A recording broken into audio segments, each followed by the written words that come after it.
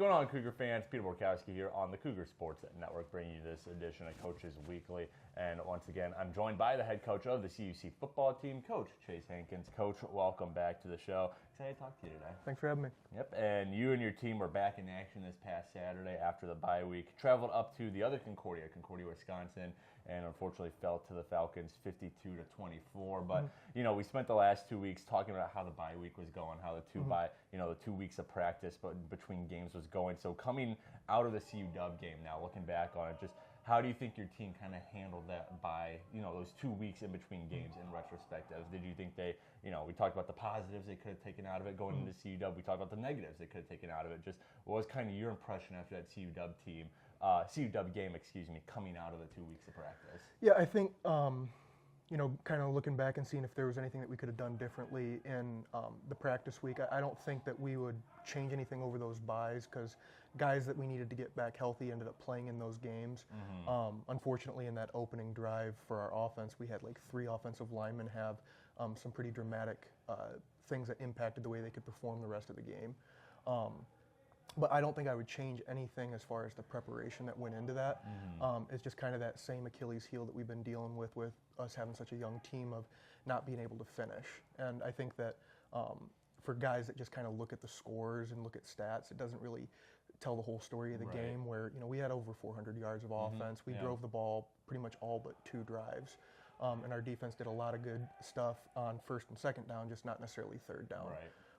And so when people just kind of look at the scores, they think, oh, there was no progress that was made. But there was a lot of progress. It just unfortunately doesn't show up in a way that fans can just pick it out right out of the lineup. So really happy with how our guys prepared, but obviously not happy with the result. But there were some good things in the game that I was proud of.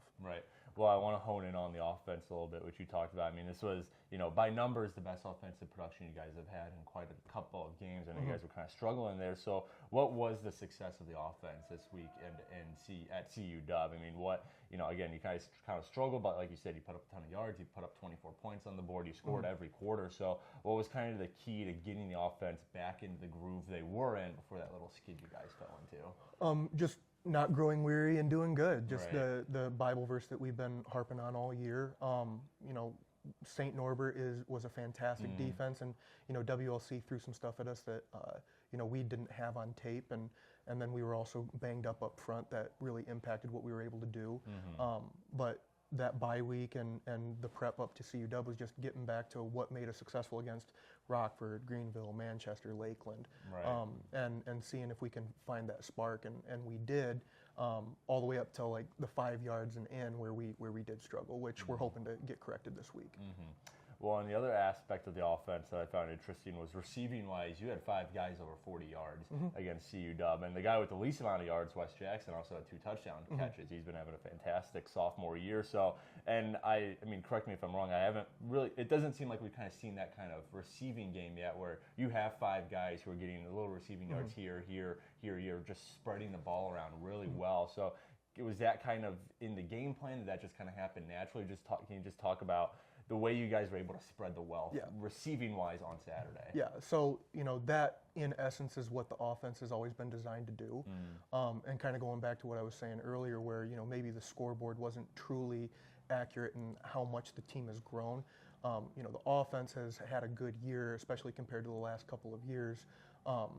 But this game was the most I wanted the offense to look like, where we were able to spread the ball out. It's hard to double cover one guy when another guy's got 4 or 5 catches for over 50 yards. So what makes the offense progress is the quarterback and the receivers gelling, which they've really been able to do over the last month, even in the face of probably playing the best defenses that we've played all year. Well, the season wraps up tomorrow. You guys welcome Benedictine to CUC, and it's, kind of like we talked about with the homecoming game, there's a lot of external factors surrounding this game. Last game of the year, last home game of the year, and it's also senior day, the first one you guys have had in 2 seasons. So kind of like I asked you before the homecoming game, just what are you and the coaching staff doing to best prepare your team for what's probably going to be an emotional day tomorrow? I mean, those seniors, it's an important group of seniors. They're playing their last game in the maroon and gold. Just what are you kind of telling your guys, hey, I know there's a lot going on tomorrow, but, we still got to do this on the field? Well, the reason why I prefer senior day over, a homecoming, where homecoming you have a lot of distractions that take you away from the preparation, where having the seniors that, to me, have meant a lot to my career, because I came in and they were that sophomore class that just experienced a pretty weird year, their freshman year with a new coach coming in and all that stuff, and then all the adversity that they've had to overcome over the last 3 years.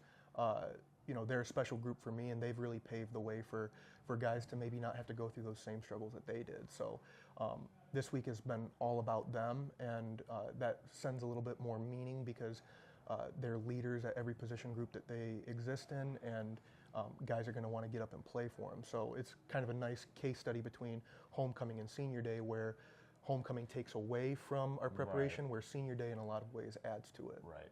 Well, and then to wrap up here, just a basic question. What do you guys need to do tomorrow to end the year on a high note? You talked about that preparation this week. It's all about the seniors, but in terms of on the gridiron, what do you guys need to do tomorrow to pick up a big win against Benny and end the year on a high note for your seniors? Yeah. Score more points than they do. Right. Pretty much the exact same answer that I gave you all the way back at Greenville. But, I love my guys. I love what they've been able to accomplish this year and the growth that they've experienced. And it's time to just put it all together. Right. And no better time than the last game of the year to score more points than they do and prevent them from scoring, which is how you win football games. Of course. Yep. Easy formula. Yep. Well, CUC welcoming Benedictine to Concordia tomorrow for the season finale, and senior day coverage for the game can be found at our website, cucougars.com, and the live stream on our YouTube page, CUC Sports. Kickoff is set for 12 p.m. Coach, thanks for joining me today. Good luck tomorrow in the final game of your first year as head coach, and hopefully you guys can send your seniors out on a high note. But until next time, this is Peter Borkowski signing off of the Cougar Sports Network, and wanting to say, as always, go Cougars! Go Cougs!